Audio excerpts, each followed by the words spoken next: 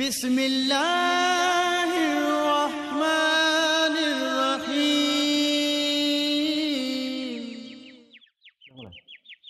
Bismillahirrahmanirrahim. Assalamualaikum warahmatullahi wabarakatuh. Alhamdulillah wassalatu wassalamu ala Rasulillah Sayyidina Muhammadin ibni Abdillah wa ala alihi wa ashabihi wa man tabi'ahu wa mawalah. Ashhadu an la ilaha illallah wahdahu la syarikalah wa ashhadu anna sayyidana wa nabiyyina Muhammadan abduhu wa rasuluhu la nabiyya ba'dah.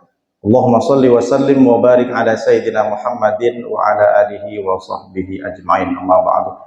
Yang sama-sama kita hormati Imam Masjid Baitus Salam, Ustadz Sumantri, Ustadz Subhan, turut hadir juga Ustadz Khairullah, Ustadz Saiful, saudara saya sendiri, Pak Ade, dan ustadz-ustadz yang lain, kiai-kiai, para alim ulama, tokoh masyarakat, ketua RT, ketua RW, yang besar tak digelar, yang kecil tak disebut nama. Insya Allah semua yang hadir pada kajian subuh pagi ini dimuliakan oleh Allah Subhanahu wa Ta'ala. Bersyukur kita kepada Allah dengan ucapan Alhamdulillah, berselawat kita kepada Rasulullah dengan ucapan Allahumma sholli ala Sayyidina Muhammad wa ala ali Sayyidina Muhammad.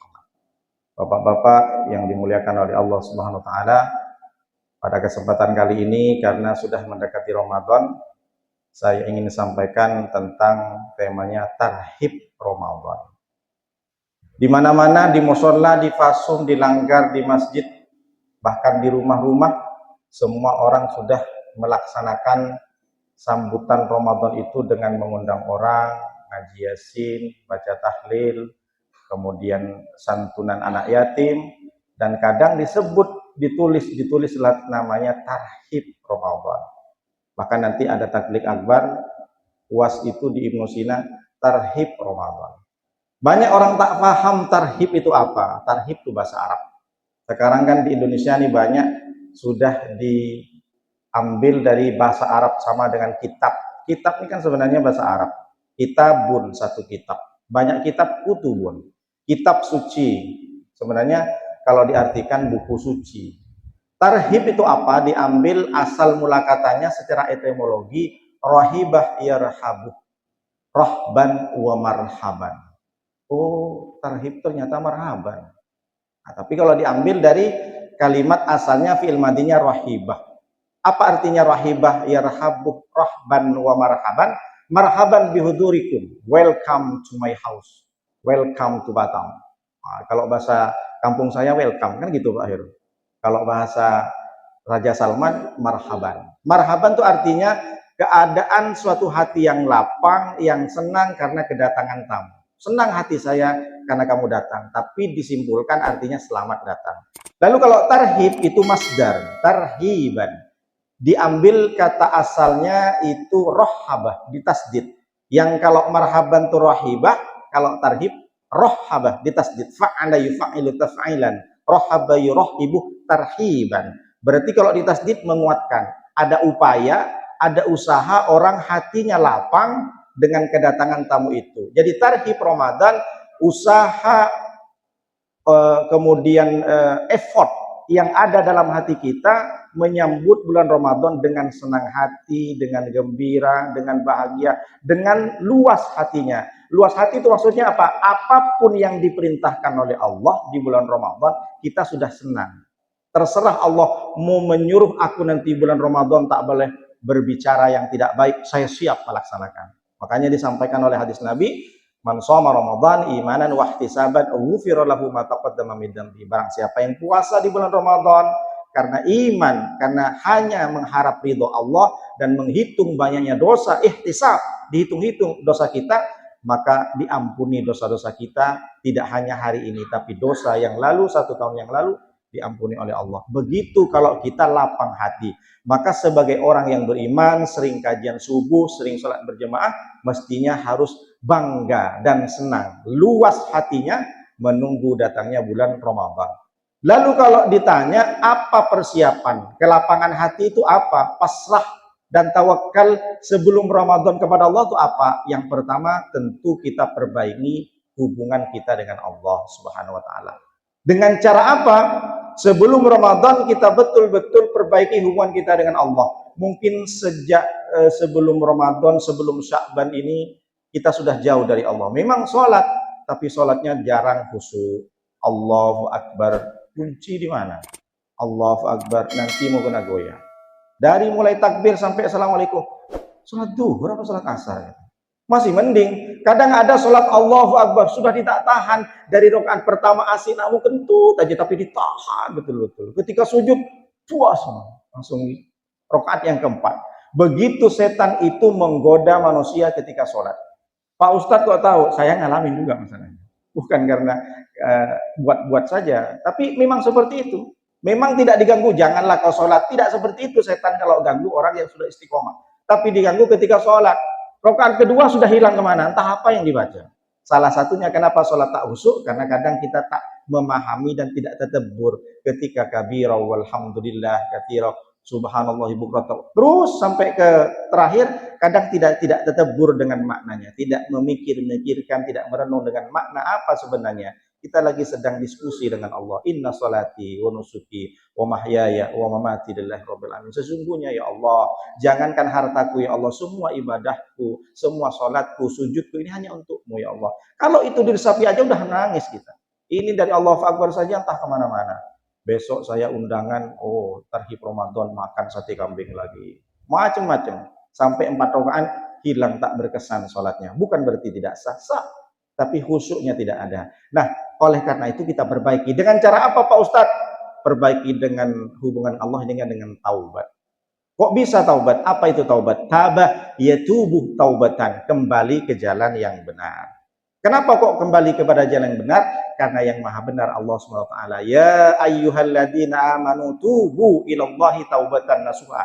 At-Tahrim ayat 8. Wahai orang yang beriman, bertaubatlah engkau kepada Allah dengan sebenar-benar taubat. Nasuhan, benar-benar taubat, bukan taubat kaleng-kaleng. Karena ada taubat sambal, ada gertak sambal. Seperti apa Pak Ustadz? Itulah kenapa langkah-langkah taubat itu banyak sebenarnya. Saya ingin sampaikan, kalau dihitung ada sekitar 12. Saya beberapa saja saya sampaikan, karena nanti ada ilmu Ramadan juga yang saya sampaikan pada kesempatan kali ini. Ada step-stepnya. Kata Rasulullah SAW, yang pertama orang bertaubat itu kembali ke jalan yang benar, kembali ke jalan Allah. Jadi kalau kita berjalan dari SMA 3 ini, berjalan mau ke Adira Garden misalkan. Lurus saja, ternyata sampai di perumahan Puri Sebliti kita belok kiri. Saya ini kan mau ke Masjid Baitul Salam. Tanya sama orang, Pak Ustadz mau kemana? Ke perumahan Adira Garden. Salah Pak Ustadz, jangan belok kiri. Kalau belok kiri ke Puri Sebliti. Pak Ustadz balik lagi ke jalan yang asal, baru lurus lagi. Nah, kembali ke jalan yang asal itu namanya taubat secara bahasa. Tapi taubat secara istilahan yaitu kembali ke jalan yang benar. Artinya kalau ingin benar sampai ke Adira Garden, baliklah kamu karena ketersesat. Dulu orang mau ke masjid, tapi dipanggil sama orang, sini bang. Apa bang? Abang tahu nggak Pak RT kemarin? Kenapa? Udah cerai sama istrinya. Akhirnya karena senang dengar gunjingan seperti ini tak jadi ke masjid. Nah, berarti dia tersesat. Kembalilah ke jalan yang benar. Mungkin kalau ditanya, Pak Ustadz, saya tak pernah berdosa karena saya sering sholat. Kalau orang ada mengatakan saya tak pernah berdosa, berarti dia itu ketika berbicara saya tak berdosa, dialah berdosa. Karena tidak ada orang manusia itu tidak berdosa. Semuanya pasti punya salah, punya dosa, punya silap. Makanya kalau ditanya, Rasulullah SAW mengatakan, kullu bani Adam khata'un. Setiap anak Adam pasti punya salah, pasti punya dosa. Wa khairul khata'in at-tawwabin, dan sebaik-baik orang yang salah dan sebaik-baik orang yang berdosa adalah orang yang bertaubat. Jadi jangan menganggap diri ini tidak berdosa. Banyak salah, maksiat mata, maksiat tangan, maksiat kaki, maksiat perasaan, maksiat pikiran, semuanya ada. Jadi kalau ditanya, tapi adakah makhluk yang tidak pernah berdosa? Ada. Apa itu?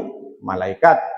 Ada makhluk yang selalu salah, selalu dosa. Dari mulai awal kali ketika dia sudah diberikan kekuasaan untuk menggoda, dia selalu salah. Sampai sekarang pun tidak ada benarnya. Apa itu? Setan. Jadi kalau dibilang ada makhluk yang tidak pernah berdosa, ada. Namanya malaikat. Ada makhluk yang selalu berdosa, namanya setan, salah, silap. Jadi kalau ada orang bilang, bapak-bapak punya kawan, kerjaannya cuma salah aja, dosa, salah, berarti dia adalah setan. Jadi apa maknanya? Bahwa setiap manusia itu pasti punya dosa. Tapi sebaik-baik orang yang berdosa adalah orang yang bertobat kembali ke jalan yang benar. Langkah pertama merenung, bertafakur. Untuk bertobat kepada Allah, merenung. Ada ditanya seorang laki-laki, Pak Haji nampaknya saya baru sekarang saya tengok Pak Haji pengajian. Apakah Pak Haji ini sudah lama pengajian? Saya baru Pak Ustadz. Gimana ceritanya Pak Haji bisa ikut pengajian? Saya sudah tobat Pak Ustadz. Iya, gimana ceritanya Pak Haji tobat? Dulu saya Pak Ustadz ketika mak saya meninggal, pas mau dikubur, saya berdiri di atas Pak Ustadz. Tiba-tiba ada orang yang nolak dari belakang Ustadz. Dorong saya, jatuh ke dalam kuburan tuh Pak Ustadz. Akhirnya saya tak bisa naik lagi, saya gendong mak saya. Ketika saya gendong mak saya, itulah terjadi dalam hati saya bergetar Pak Ustadz. Saya merasakan ternyata saya nanti juga mati seperti ini. Jadi ketika itu saya bertobat Pak Ustadz. Jadi kalau bapak-bapak punya kawan asik nak berjudi, asik mainan skater, pakai judi, gaplek pakai judi, berzina dan segala macam, tolak aja ke dalam kuburan, insya Allah dia bertobat. Pak Haji, yang ini gimana ceritanya bertobat? Saya dulu Pak Ustadz memang orangnya tak pernah sholat. Jangankan mau sholat berjemaah Pak Ustadz, sholat subuh tak pernah. Gimana ceritanya Bapak kok bisa berjemaah? Dulu saya suruh jemput istri saya Pak Ustadz. Pertama saya tak mau. Bang, jemput saya bang, saya pengajian di Sekupang. Ah, naik Grab aja lah dek. Oh kalau seperti itu bang, abang jangan marah. Kalau aku dilarikan oleh supir Grab. Oh akhirnya saya tak mau Pak Ustadz.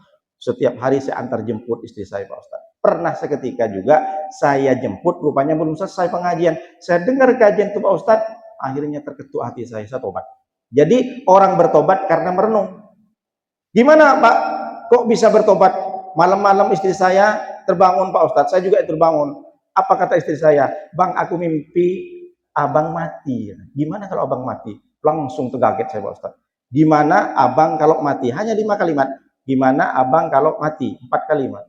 Saya terpikir tiap hari Pak Ustadz. Iya ya, gimana kalau aku mati? Kalau aku mati gimana? Kalau mati gimana? Kalau mati gimana? Itulah yang dipikirkan, akhirnya orang bertobat. Jadi orang bertobat karena berpikir, gimana kalau saya mati? Gimana kalau saya mati? Tapi zaman sekarang, orang itu sudah tidak mau berpikir, tidak mau renung. Kenapa? Sibuk dengan HP, sibuk dengan main game online-nya, sibuk dengan cangkruannya. Jadi akhirnya tidak berpikir. Kalau setiap hari orang berpikir, saya akan mati besok, saya akan mati sebentar lagi, maka pasti orang itu berbuat dosa apapun cepat tobat. Jadi yang pertama, orang bertobat merenung, tafakkur. Lalu yang kedua menyesal. Menyesal an-nadamu lillahi fil qalbi, tapi menyesalnya menyesal karena Allah. Banyak orang menyesal, apa orang istilahnya bilang, kapok. Menyesal bukan karena Allah. Pak, Bapak kok sudah tobat, tak berjudi? Iya Pak Ustadz, saya sudah kapok, saya tak mau judi lagi. Kenapa? Ketangkap. Jadi dia bertobat karena ketangkap. Bapak kenapa tak main domino lagi? Aduh saya Pak Ustadz, gara-gara itu saya dilempar comberan Pak Ustadz sama Pak RT. Akhirnya saya tobat. Jadi dia tobat, dia kapok karena sesuatu, bukan karena Allah. Sama dengan perempuan. Bu, ibu sudah bertobat. Sudah Pak, saya sudah tak mau operasi plastik lagi Pak Ustadz. Kemarin saya operasi plastik, hidung saya ini mancung luar biasa Pak Ustadz. Rupanya 2 minggu kemudian meleleh Pak Ustadz. Piak hidung saya. Kenapa Bu? Saya tak percaya lagi, udah kapok saya Pak Ustadz. Saya tak mau lagi merubah wajah saya ini. Tak merubah lagi dengan takdir Allah. Padahal sudah jelas perempuan itu tidak boleh la tabarrujna tabarrujal jahiliyah. Al-Ahzab ayat 33. Perempuan suruh istri-istrinya Bapak jangan bersolek, bergaya, berhias seperti jahiliyah.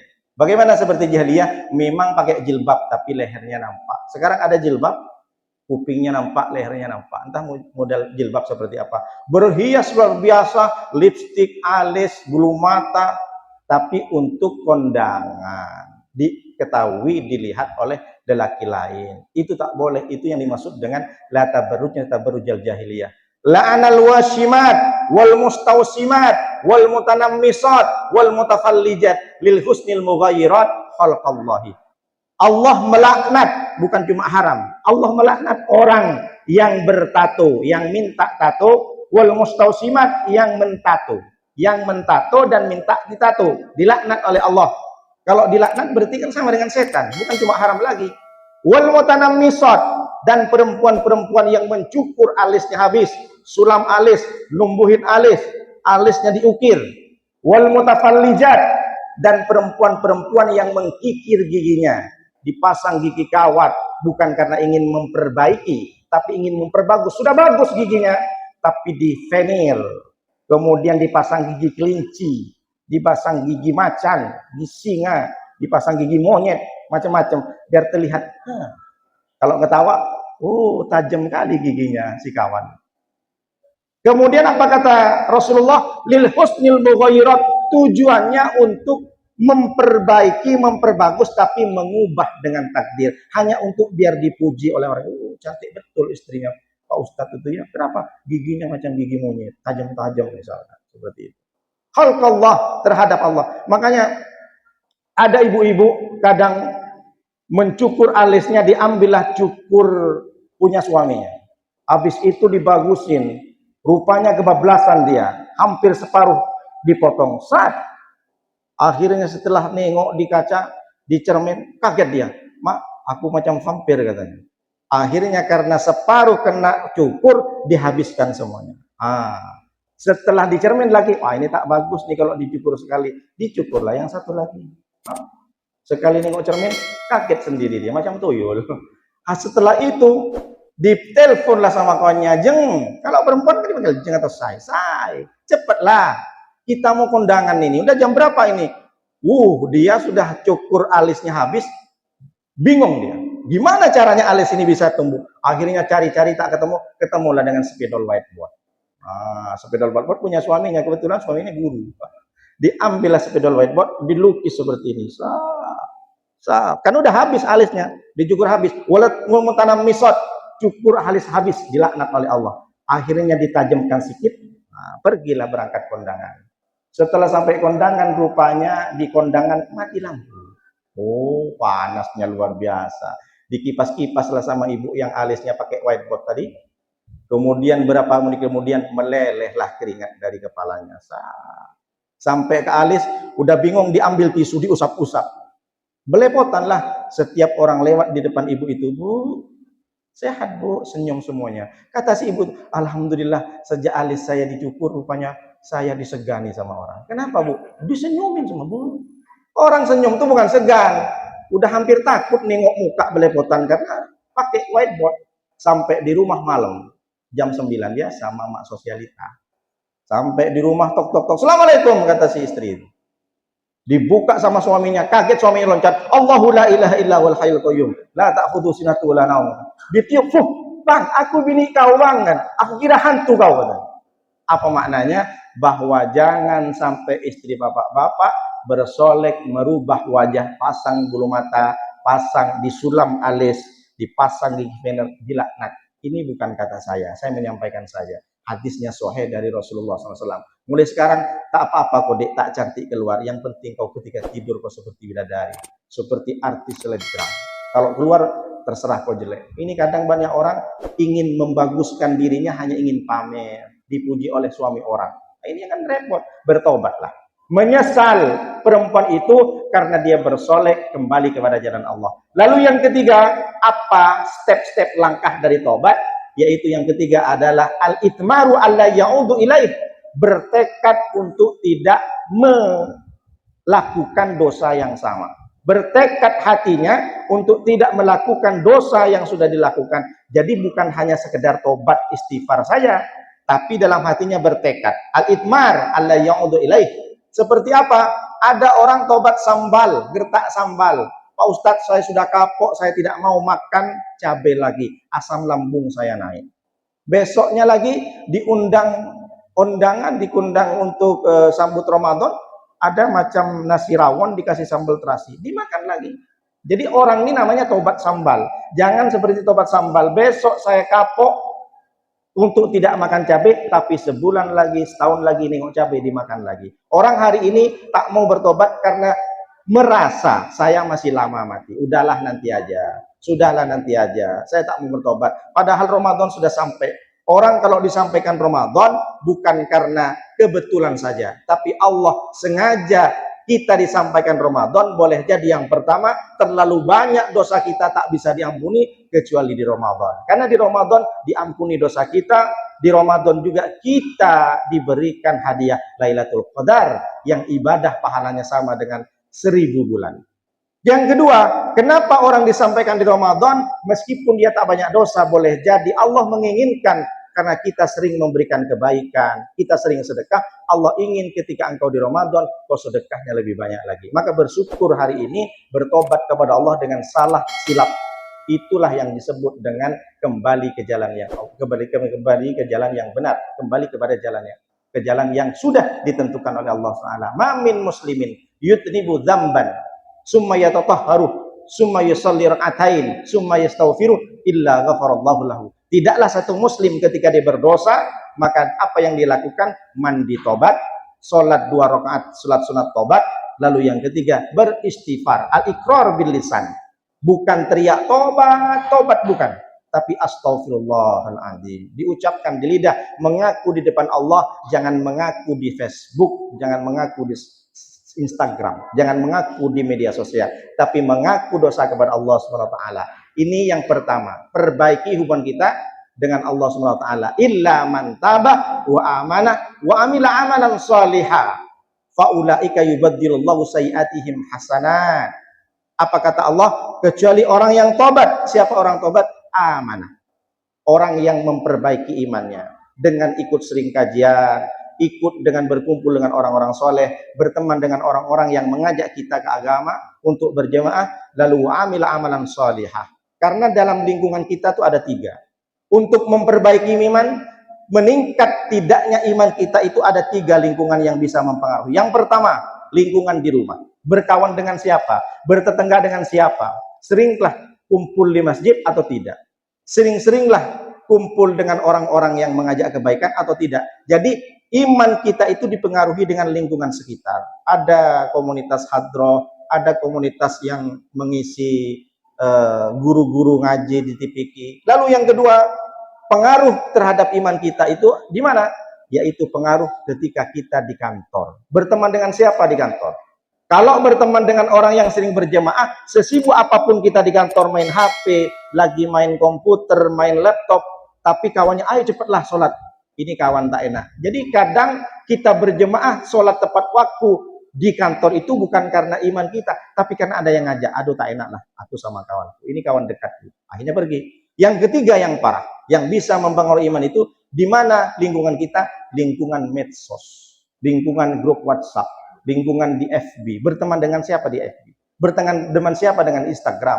Memfollow akun siapa? Katanya ingin tobat, tapi akun-akunnya masih belum di-unfollow, akun-akun vulgar, akun-akun yang menggunjingi orang, akun-akun gosip. Sama dengan di grup, memang grupnya banyak, tapi ada satu grup namanya grup CLBK. Berkumpullah alumni di situ. Oh, kita kan alumni SMP. Iya bang, katanya. Mana laki kau? Ini lakiku bang. Laki kau kok PKI? Apa bang PKI? Pendek kurus hitam. Ganteng abang lagi katanya. Buat dosa saja. Mana laki kau dek? Ini lakiku. Kok kurus kering? Jadi isinya cuma bergunjing. Kalau seperti itu keluar saja. Nambah-nambah dosa saja. Biasanya kalau keluar dari grup kan ditelepon sama admin. Bro, kenapa keluar dari grup? Ya, gimana nggak keluar? Isinya setan, genderuwo, mak lampir, nyiblorong, nyeruk kidul. Nanti kalau aku tak keluar sama macam kalian aku hantu juga. Nah, ini maksudnya apa? Bahwa lingkungan di medsos itu mempengaruhi terhadap karakter dan bahkan kepada iman kita. Meskipun kita sering sholat, sering puasa, rajin sujud, tapi kalau di grup-grup itu masih saja menggunjing orang, kita menikmatinya, meskipun kita tak komit, sama saja. Makanya jangan dilarang ketika ada orang yang keluar dari grup, boleh jadi menurut dia, udahlah aku tak mau gabung ke grup, karena isinya cuma hanya berdebat tentang politik, bukan ngajak kebaikan. Jangan dihalangi.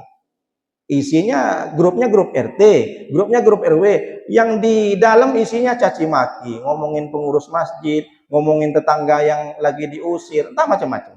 Berarti dia kan yang menjadikan kita jauh dari Allah. Wa amila amalan sholihah, beramal soleh. Ini pasti sudah tahu semuanya. Maka kalau itu yang dilaksanakan, insya Allah tobat kita diterima. Yang penting jangan sampai kembali lagi. Lalu yang kedua, tarhib Ramadan, menyambut Ramadan, selain memperbaiki hubungan kita dengan Allah, yang kedua, perbaiki hubungan kita dengan tetangga, dengan saudara. Sering saya sampaikan, man sarrahu ayyub satalahu fi rizki, wa yunsa'alahu fi atharihi falyasil rahimah. Orang kalau ingin dipanjangkan umurnya, dimurahkan rezekinya, maka sambung silaturahmi. Seperti apa silaturahmi salah satunya? Kalau tidak sempat hadir ke rumahnya, disinilah biasakan salam-salaman setelah sholat, sebelum sholat. Tapi kadang ada orang bilang, salam-salaman setelah sholat bid'ah, gara-gara salaman itu masuk neraka. Tidak masalah, silahkan.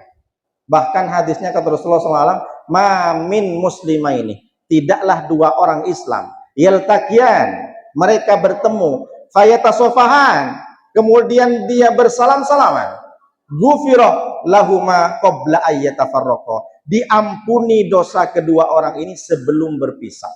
Nah, ini ibu bapak-bapak harus amalkan. Jadi bukan hanya sekedar anjuran dari ulama. Nabi mengatakan orang yang bertemu sama-sama muslim, setelah bertemu salam-salaman, saling menyapa, sebelum mereka berdua berpisah, diampuni dosanya. Tasaqat dunubahuma kama tasaqat waraqutus syajar. Dosanya itu dia berguguran sebagaimana daun kering berguguran, seperti itu dosanya. Daun kering gugur ke tanah, setelah itu ada angin, hilang. Begitu juga ketika kita bertemu salam-salaman. Maka jangan pernah tidak melakukan salam-salaman. Meskipun ada orang bilang tak boleh salam-salaman setelah sholat. Yang tak boleh salam-salaman itu pas sholat. Allahu Akbar. Sehat Pak? Itu yang tak boleh. Yang kalau setelah sholat silahkan. Sebelum sholat. Ini banyak yang seperti itu Ustaz Subhan. Tak boleh. Bid'ah katanya. Tak ada Nabi seperti itu. Nah ini yang tak bagus. Salam-salaman minta maaf.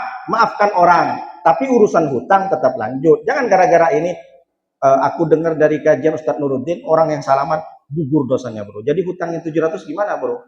Ya tetaplah hutang itu hutang-hutang guys. Jangan bilang gara-gara dosa tergugurkan, hutang tak dibayar, tetap lanjut. Yang ketiga, ilmu Ramadan. Ini yang akan saya bahas agak banyak, nanti sampai suruh saja. Seperti apa ilmu Ramadan?